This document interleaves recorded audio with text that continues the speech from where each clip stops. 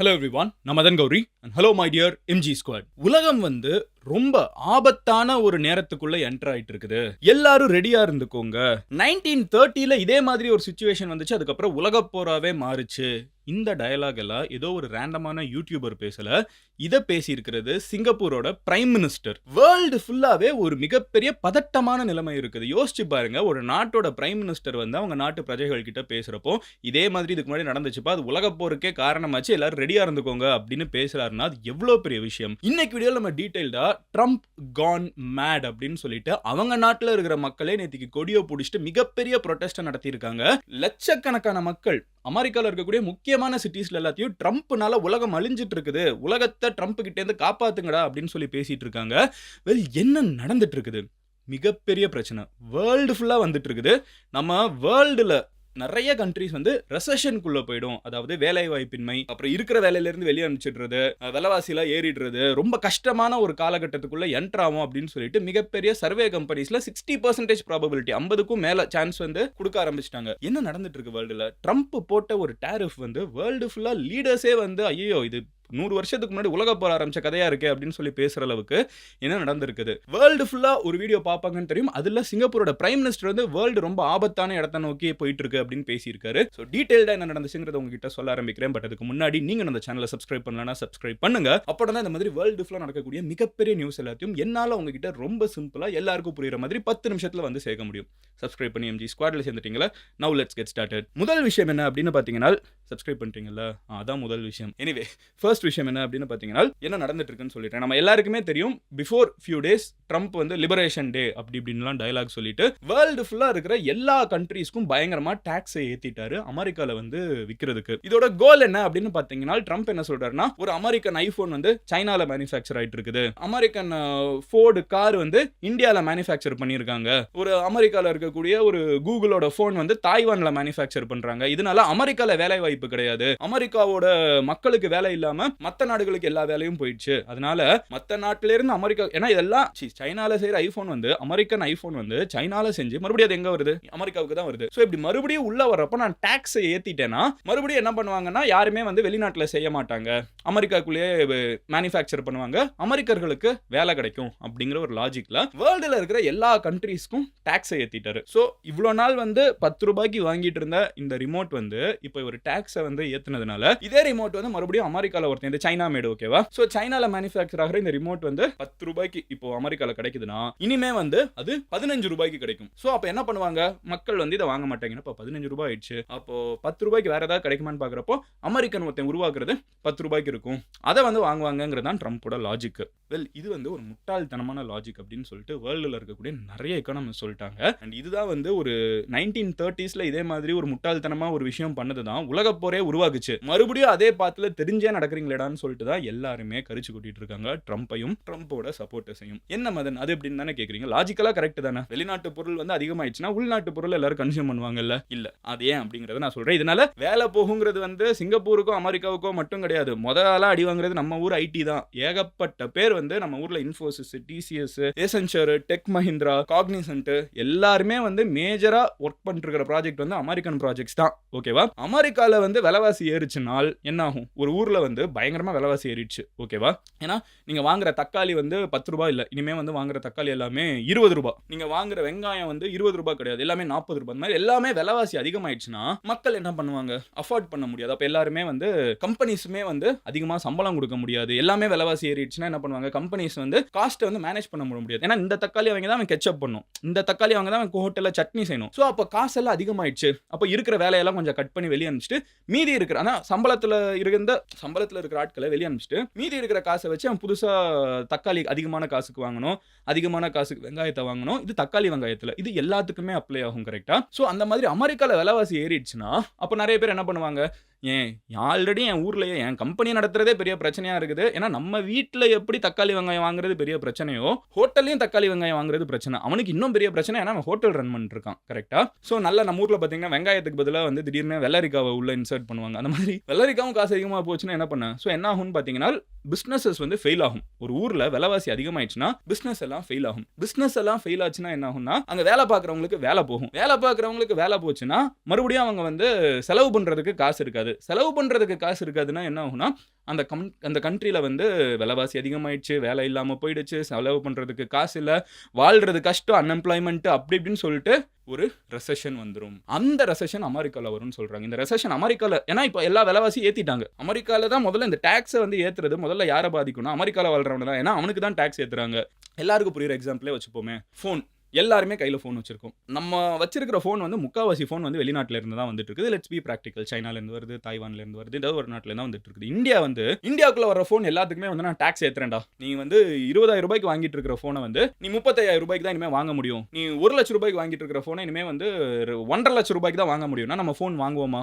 வாங்க மாட்டோம். நம்ம ஃபோன் வாங்கலைன்னா என்ன ஆகும்? கடைக்காரன் ஃபோனை விற்க முடியாது. கடைக்காரன் ஃபோனை விற்கலன்னா என்ன பண்றது? அவனுக்கு பிசினஸ் நடக்கலன்னு சொல்லிட்டு வேலை பார்க்குறவனை வெளியே அனுப்புவான். ஸோ இது ஒரு சைக்கிளா போயிட்டே இருக்கும். கரெக்டா? இதுதான் அமெரிக்கால இப்போ நடக்குது. ஸோ இந்தியா வந்து டாக்ஸ் அப்படி ஏத்த மாட்டாங்க. அப்படி பண்ணக்கூடாது. ஆனா ட்ரம்ப் அதை பண்ணிட்டாரு. வேர்ல்டு ஃபுல்லா எல்லார்கிட்டயும் டாக்ஸ் ஏத்திட்டாரு. ட்ரம்போட ஆனா லாஜிக் என்னன்னா, இப்போ இந்தியால வந்து டாக்ஸ் ஏத்திட்டோம்னா அப்ப இந்தியால மேனுஃபேக்சர்ட் ஃபோன் எல்லாரும் வாங்குவாங்கல்லன்னு. ஆனா இந்தியால 35,000 ரூபாய்க்கு ஒரு சைனால மேனுஃபேக்சர் ஆகிற ஃபோனை நம்ம இந்தியால இன்னைக்கு மேனுஃபேக்சர் பண்ற டெக்னாலஜியே நம்ம கிட்ட கிடையாது. ஏன்னா நம்ம ஊர்ல வந்து அந்த டெக்னாலஜி முதல்ல வரணும், அதுக்கப்புறம் சேலரி எல்லாம் கட்டுப்படி ஆகணும், அப்படி இப்படின்னு இருக்குது. அது சைனால கம்மியா மேனுஃபேக்சர் பண்றாங்கன்னா எல்லாரும் அங்க போவே செய்றாங்க. ட்ரம்ப் என்ன சொல்றாங்கன்னா எல்லாரும் சுரண்டிட்டாங்க எங்களை. பட் ஆக்சுவலா சுரண்டது மத்தவங்களா கிடையாது. ஆக்சுவலா என்ன நடந்திருக்குன்னு பாத்தீங்கன்னா ட்ரம்போட கண்ட்ரியில இருக்கக்கூடிய பிசினஸ் எவனாவது சைனா கிட்ட தான் நீ போய் மேனுஃபேக்சர் பண்ணணும் ஆப்பிள் கழுத்துல கத்தி வச்சாங்களா? ஆப்பிளா வந்து அமெரிக்கால வந்து நான் ஒவ்வொருத்தங்கிட்டையும் பல டாலர்ஸை கொடுத்து இவ்வளோ பேரை கஷ்டப்பட்டு வேலை வாங்கி அவங்க ஒழுங்கா வேலையும் செய்யாம இவங்க கிட்டேருந்து ஒரு ஃபோனை வாங்கி நான் வேர்ல்டு ஃபுல்லா விற்கிறதுக்கு சைனாக்கு போனா சூப்பரா கான்ட்ராக்ட் பேசிஸ்ல சூப்பரா முடிச்சு கொடுத்துறாங்க. அவங்க கிட்ட போலான்னு தான் எல்லாருமே ஃபோன் எடுத்துட்டு போய் சைனாக்கு போனாங்க. மேனுஃபேக்சரிங்கே சைனாக்கு போச்சு. அதே மாதிரி தான் பிபிஓ, சாஃப்ட்வேர், சப்போர்ட் எல்லாமே இந்தியாவுக்கு வந்துச்சு. சரி, நாங்க வந்து ஒரு ப்ராஜெக்ட் நடக்குது. அந்த ப்ராஜெக்ட்டுக்கான சப்போர்ட்டை வந்து நான் அமெரிக்காலேயே ஒரு வெள்ளைக்காரனை வேலை வாங்கி அவனுக்கு அவ்வளோ சம்பளம் கொடுத்து அங்கே ஒழுங்காக வேலை பார்க்காம சாட்டர்டே சண்டே கண்டுக்க கூட மாட்டாம ஒரு சப்போர்ட்டும் பண்ணாமல் இருக்கிறதுக்கு பதிலாக இந்தியாவுக்கு கொடுத்தோன்னா இந்தியாவில் இருக்கிற கம்பெனிஸ்லாம் வந்து நல்லா சர்வீஸ் பண்ணுவாங்கன்னு சொல்லி தான் நம்ம ஊரில் இருக்கிற விப்ரோ, டிசிஎஸ் எல்லாமே வளர்ந்துச்சு. எல்லா ஐடி கம்பெனி தான் இங்கே பார்த்துட்டு இருக்கிற நிறைய பேர் ஐடி கம்பெனியில் தான் இருப்பீங்க. உங்களுக்கே தெரியும் எவ்வளோ அமெரிக்கன் டிபெண்டா நம்மளோட பிசினஸ் இன்னைக்கு ஓடிட்டு இருக்குன்னு. ஸோ இப்போ யூஎஸ் என்ன பண்ணிட்டாங்கன்னா டாக்ஸ் ஏற்றுனதுனால இப்போ என்ன ஆகும்? எல்லாருமே இந்தியாவுக்கு அவுட் சோர்ஸ் பண்ணியிருக்காங்களா? அவன் பிசினஸே அங்கே படுத்துருச்சுன்னா அவன் எப்படி இந்தியாவுக்கு அவுட் சோர்ஸ் பண்ணுவான்? அவன் வந்து ஒரு இன்சூரன்ஸ் கம்பெனின்னு வச்சுக்கோங்களேன், ஆர் வந்து ஒரு பேஸ்ட் கம்பெனி, ஃப்ளைட் கம்பெனி, இதெல்லாம் தான் மோஸ்ட்டாக நம்ம ஊருக்கு வந்து வரும் அந்த அவுட் சோர்ஸ். நானும் அங்கெல்லாம் வேலை பார்த்துருக்கேன், அதனால சொல்கிறேன். இப்போ இவன் பிஸ்னஸே படுத்துருச்சுன்னா அவன் எவ்வளோ செலவு பண்ணி நம்ம கிட்ட அவுட் சோர்ஸ் பண்ணிருப்பான்? நம்ம வீட்டிலேயே காசு பத்தலைன்னா நம்ம எவ்வளோ ஹோட்டலுக்கு போய் சாப்பிட போகிறோம்? மாட்டோம். கரெக்டா? நம்ம வீட்டிலேயே பிரச்சனைனா நம்ம எவ்வளோ வந்து ஏசிக்கு செலவு பண்ண போகிற மாட்டோம். அது லக்ஸுரி ஆகிடுது. ஸோ அதெல்லாம் பண்ண மாட்டோம், செலவெல்லாம் கட் பண்ணுவோம். ஸோ யூஎஸ்ல வந்து டாக்ஸ் ஏற்றதுனால 2 பிரச்சனை போயிட்டு இருக்குது. ஒன்று, யூஎஸ்ல ரெசெஷன் வருங்கிறாங்க. யூஎஸ்ல ரெசெஷன் வந்துச்சுன்னா எல்லாருமே வேர்ல்டு ஃபுல்லாக யூஎஸோட பிஸ்னஸ் பண்ணுறோங்கிறதுனால அது ஒரு ரிப்பிள் எஃபெக்டாக இந்த ஒரு மிகப்பெரிய தண்ணியில் வந்து ஒரு கல்லை போட்டால் ஃபுல்லாக அப்படியே எஃபெக்டாக போயிட்டு இருக்கும்ல.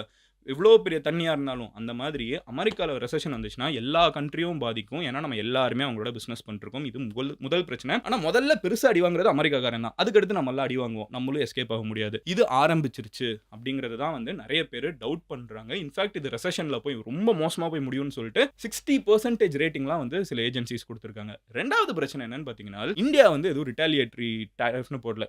இந்தியா கிட்ட வந்து நான் உனக்கெல்லாம் டாக்ஸ் ஏற்ற போறேன்னா இந்தியா இருந்துகிட்டு பாயிண்ட் வரட்டும் அப்படின்னு சொல்லிட்டு வேடிக்கை பார்த்துட்டு இருக்கோம். நம்ம வந்து பதிலுக்கு நானும் ஏற்ற வேண்டாம் அப்படின்லாம் பேசல. ஆனா சைனா அப்படி கிடையாது. சைனா வந்து பதிலுக்கு நீ என்னடா ஏத்துறது, நான் உனக்கு ஏத்துறேன்டா, அமெரிக்கன் ப்ராடக்ட் சைனாக்குள்ள வந்து இறங்கட்டும், உனக்கு நான் டாக்ஸ் போடுறேன்னு சொல்லி ஏத்திட்டாங்க. அடுத்து European union which includes Germany, France, Spain, எல்லா கண்ட்ரியும் ஒன்னா சேர்ந்து அவங்களும் அடுத்து டாக்ஸ் ஏத்துவாங்கன்னு சொல்லி எதிர்பார்க்கப்படுது. மோஸ்டா இன்னைக்கு நைட் ஒரு நாளைக்கு ஏத்திடுவாங்க. சோ வேர்ல்டுல இருக்கிற எல்லா கண்ட்ரிஸும் இப்படி டாக்ஸை ஏத்திக்கிட்டே போனாங்கன்னா நடுவுல சிங்கப்பூர் மாதிரி ஒரு ட்ரேட் பேஸ்டு கண்ட்ரி, ஓகேவா, துபாய் வந்து ஒரு ட்ரேட் பேஸ்டு கண்ட்ரி, இவங்கெல்லாம் தான் நடுவில் மிடில் மேன் இந்த மாதிரி மிகப்பெரிய கண்ட்ரிஸ் வந்து பிசினஸ் பண்றதுக்கு. அவங்களாம் எவனும் பிசினஸ் யாரு கூடயும் பண்ணிக்கலன்னா என்ன ஆகுது? இந்த கண்ட்ரிஸ்லாம் முதல்ல அடிவாங்க. அதான் சிங்கப்பூர் பிரைம் மினிஸ்டர் சொல்றாரு, நம்ம வந்து ஒரு ப்ரொடெக்ஷனிஸ்ட் அண்ட் பயமுறுத்தக்கூடிய ஒரு காலகட்டத்துக்குள்ள என்டர் ஆகிறோம். ப்ரொடெக்ஷனிஸ்ட்னா என் கண்ட்ரியை மட்டும் நான் பார்த்துக்கிறேன், என் நாடு மட்டும் தானே எனக்கு முக்கியம், வேற எவனை பத்தியும் கவலை இல்லைங்கிற ஒரு ஜோனுக்கு எல்லாரும் போறாங்க. ரெண்டாவது வந்து அதான் ப்ரொடெக்ஷனிஸ்ட். ரெண்டாவது என்னன்னு பாத்தீங்கன்னா இது அபாயகரமானது. ஏன்னா எவனும் பிசினஸ் பண்ண மாட்டான். இப்போ இந்தியாவும் அமெரிக்காவும் பிசினஸ் பண்ணலனா இந்தியால மட்டுமே ஒரு வளர்ச்சியை நம்பி போக முடியுமா? முடியாது. இன்னைக்கு நான் இந்த வீடியோ நீங்க பார்த்துட்டு இருக்கிறதுக்கு இந்த போனை வந்து மேனுஃபேக்சர் பண்ணது சைனாக்காரன், அசம்பிள்ட் இன் இந்தியா அப்படின்லாம் போட்டிருப்பாங்க. கோர்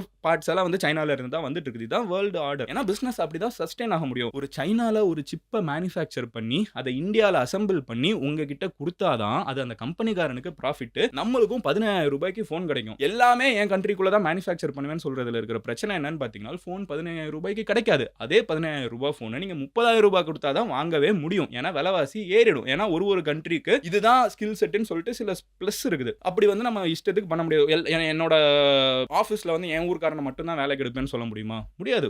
ஒரு ஊர்க்காரனுக்கும் ஒரு டேலண்ட் இருக்கும். எல்லாரையும் ஒண்ணா கூப்பிட்டு தான் எடுக்க முடியும். கரெக்டா? ஒரு படிச்சவனுக்கும் நான் வந்து என் டிபார்ட்மெண்ட் படிச்சவனை மட்டுமே வச்சு நான் எல்லாத்தையுமே ரன் பண்ணிட முடியுமா? ஊருன்ட்டு தப்பா சொல்லிட்டேன். என் டிபார்ட்மெண்ட் படிச்சவனை மட்டுமே வச்சு நான் வந்து ஒரு மெக்கானிக்கல் இன்ஜினியர், ஒரு கார் கம்பெனில வந்து நான் மெக்கானிக்கல் இன்ஜினியர் மட்டும் தான் வச்சிருப்பேன்னு சொல்ல முடியுமா? அக்கௌண்ட்ஸ் பார்க்கறதுக்கு ஒரு அக்கௌண்டன்ட் தான் வேணும். அதுல இருக்கிற சாஃப்ட்வேர் எழுதுறதுக்கு ஒரு கம்ப்யூட்டர் இன்ஜினியர் தான் வேணும். சோ இந்த மாதிரி வந்து எல்லாரும் ஒன்னு சேர்ந்து தான் இந்த உலகத்தை வந்து 1930ல இந்த மாதிரி ஒரு ஸ்டூபிடான மிஸ்டேக் அமெரிக்கா பண்ணுச்சு. என் கண்ட்ரில எவனும் மேனுஃபேக்சர் பண்ண மாட்டேங்கிறான், நான் டாரிஃப் ஏத்துறேன். எல்லா கண்ட்ரியும் பதிலுக்கு டாரிஃப் ஏத்திட்டாங்க. எவனும் யார்கிட்டயும் பேசிக்கல. உலகம் ஃபுல்லா வந்து மிகப்பெரிய வறட்சிங்க பாருங்க, மிகப்பெரிய வறுமை, எல்லாருமே டிப்ரெஷன்ல, சோகத்துல, உச்சகட்ட காண்டுல இருக்கிற நேரத்துல தான் உலகம் ஃபுல்லா ஜெர்மனி, முசோலினி வந்து ஹிட்லர், முசோலினி எல்லாம் வந்து புதுசா உருவாகி நேஷனல் சென்டிமெண்ட்டை டேப் பண்ணி உலகமே வந்து ஒரு மோசமான சிச்சுவேஷனுக்குள்ள போச்சு. பட் இப்போ அந்த மாதிரி நடந்துற கூடாதுங்கிறதுக்காக தான் நம்மளுக்கு இவ்வளோ கண்டினியூஸா வந்து வார்னிங்கை போட்டுக்கிட்டே இருக்காங்க. அண்ட் இப்போதைக்கு இந்தியா வந்து ரிட்டாலியேட்டரியா எதுவும் பண்ணல.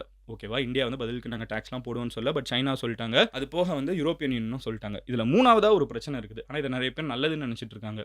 வேர்ல்டு ஃபுல்லா பெட்ரோல் விலை கம்மியாயிட்டு இருக்குது. அதான் இது நல்ல விஷயம் தானே அப்படின்னு தானே கேட்குறீங்க? இல்லை. ஏன் பெட்ரோல் விலை கம்மியாகுது தெரியுமா? எல்லாரும் நினைக்கிறாங்க மக்கள் வந்து டிரான்ஸ்போர்ட் எல்லாம் அதிகமாக யூஸ் பண்ண மாட்டாங்க. அது ஜென்ரல் ஐடியா என்னன்னா, பெட்ரோலுக்கு ஏன் வந்து விலை கம்மியாகும்னா, இப்போ இருக்கிற அளவுக்கு பிசினஸ் நடக்கிறப்ப தானே தக்காளி வெங்காயம் ஒரு இடத்துல இன்னொரு இடத்துக்கு போகணும், அங்கே இங்கே ஒரு சிப்பு வரணும், இந்த மாதிரி நிறைய பெட்ரோல் செலவெல்லாம் இருக்குது. இல்ல அதெல்லாம் இருக்காது. எல்லா கண்ட்ரியும் அவங்களுக்குள்ளே பிசினஸ் பண்ண ஆரம்பிச்சிட்டாங்கன்னா இந்த மாதிரி பெட்ரோல் செலவு இருக்காதுன்னு சொல்லிட்டு வேர்ல்டு லெவலில் பெட்ரோல் வேற கம்மியாயிட்டு இருக்குது. அது வேற ஒரு பிரச்சனையா போயிட்டு இருக்குது. ஓகேவா? அது நிறைய பேர் பாசிட்டிவ் எடுத்துக்கிறாங்க. அது பாசிட்டிவ் கிடையாது. அதுதான் நம்மளுக்கு சைன் ஆஃப் நெகட்டிவ். ஓகேவா? பெரிய புயல் வருதுங்கிறதுக்கு, இந்த சுனாமி வரதுக்கு முன்னாடி தண்ணி எல்லாம் உள்ள இழுக்கும்பாங்க, அந்த மாதிரி ஒரு அறிகுறி அது. அண்ட் இதனால வேர்ல்டு ஃபுல்லா மார்க்கெட் வந்து ரத்த கலரிங்க. வேர்ல்டு ஃபுல்லாவே வந்து சிவப்பா இருக்குது. எல்லாம் அந்த ஷேர் மார்க்கெட்ல எல்லாம் இன்வெஸ்ட் பண்ண என்ன மாதிரி ஆட்கள் இருக்கீங்கன்னா உங்களுக்கு தெரியும். சிம்பாலிக்கா நானே ரெட் போட்டிருக்கேன் பாருங்க. காலையில இருந்து ரத்த கலரி. மண்டேவே வந்து ஒரு சேட் மண்டேவா, பேட் மண்டேவா தான் இருந்துட்டு இருக்குது.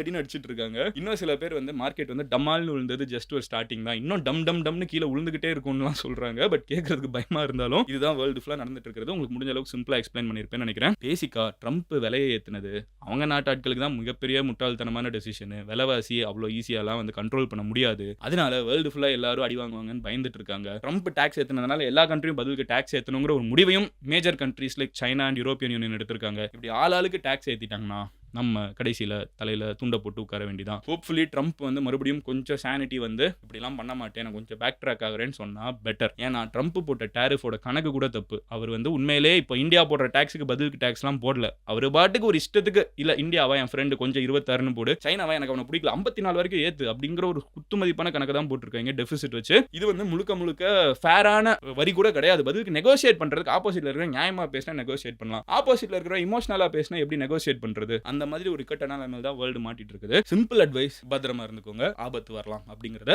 சிங்கப்பூர் பிரைம் மினிஸ்டர் சிங்கப்பூரிய மக்களுக்கு சொன்னதை நான் உங்ககிட்ட இன்ஃபார்ம் பண்றேன். வேர்ல்டு ஃபுல்லாவே கொஞ்சம் நர்வஸா தான் எல்லாருமே இருந்துட்டு இருக்காங்க. So better to keep money safe. நாளைக்கு இன்னொரு வீடியோல பாக்குறேன். until then bye Madan Gowri. உங்க ஃப்ரெண்ட்ஸ் யாராவது என்ன நடந்துட்டு இருக்குன்னு எனக்கு புரியல அப்படின்னு சொல்லி யோசிச்சாங்கன்னா அவங்க கிட்ட இந்த வீடியோவை ஷேர் பண்ணி ரொம்ப சிம்பிளா புரியுங்கிறத எக்ஸ்பிளைன் பண்ணுங்க. Love you all, take care, bye. Cheers MGs. நீங்க பர்சனலா ஃபாலோ பண்ணணும்னு நினைச்சீங்கன்னா இன்ஸ்டாகிராம்ல மதன் கௌரின்னு சொல்லி சர்ச் பண்ணுங்க. வெரிஃபைட் ப்ரொஃபைல் இருக்கும். நீங்க அங்க ஈஸியா அடுத்து நான் என்ன பேசணுங்கிறத டிஎம்ல சொல்லலாம். Cheers MGs. Cheers.